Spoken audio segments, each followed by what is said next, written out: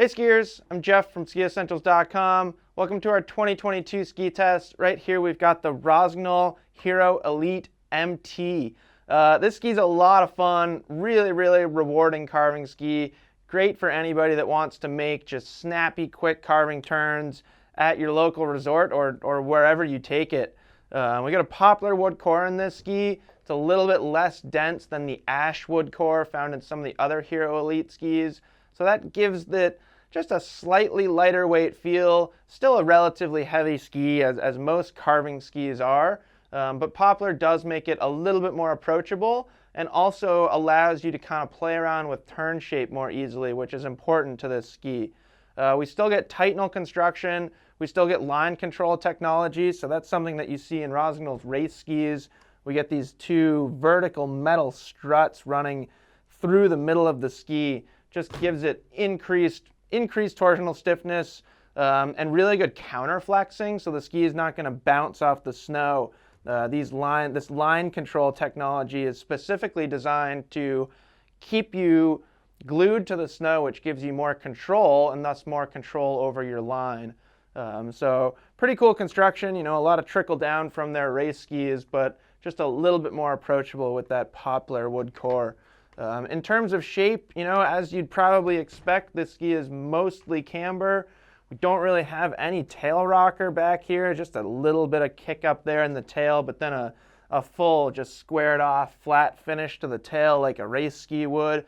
Up here in the tip, we get just a little bit of tip rocker, probably so minuscule that you can't really see it on camera, but it does start about down there where my hand is. A little bit more noticeable as you decamber the ski as well. So that little bit of tip rocker, it doesn't do much in terms of float or increased versatility or stuff like that. What it really does is it just gives the ski better tip-in performance. So, you're out there skiing a groomer, just tip the ski up on edge and it's really going to help pull you into the turn.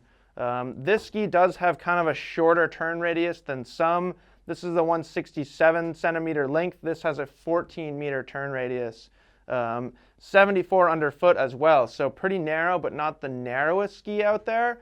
And it's really designed to make longer turns, shorter turns, kind of whatever you want to do out there. This ski is going to let you do that. So the turn radius, the listed turn radius is kind of right in between slalom and GS. But through testing this ski, we've found that you can pretty much vary your turn shape, your carving turn shape, anywhere in that spectrum pretty easily on this ski. Very snappy, comes across the fall line really easily. Some carving skis with bigger turn radius kind of feel like tanks and just want to go down the fall line and just keep going down and down. This is pretty rewarding in how easily it comes across the fall line right in front of you. That makes it easier to control your speed, which then allows you to just continually carve down the mountain instead of releasing the tail edge, dumping some speed, and then getting back into carves. So a very rewarding ski. It is kind of pseudo race construction. It's got the Hero name, it's got kind of the racing graphics on it. You could use this in a local beer league. To me, it's on the short side of the spectrum in terms of turn radius. You can make those different turns on it, but I think most beer league or local rec league, giant slalom leagues, the ideal turn radius would be a little bit longer, but you certainly could use this, and I think you'd still have a lot of fun and probably put up some pretty darn good times. To me, the best application is just somebody that's going to use it in the resort just to make a bunch of really fun carving turns. Still a ski that's upper intermediate and up. I wouldn't put a beginner on this ski with the metal construction, relatively stiff flex pattern. It's not too forgiving, a little bit more forgiving than some for the reasons that we've talked about, but still upper intermediate at the minimum, and then all the way up through advanced skier, expert skiers. We've had ex-NCAA Division I ski racers on these skis, and they just make them rip. But yeah, then you can put a more recreational skier on them too, and they'll have a lot of fun and not feel completely overpowered.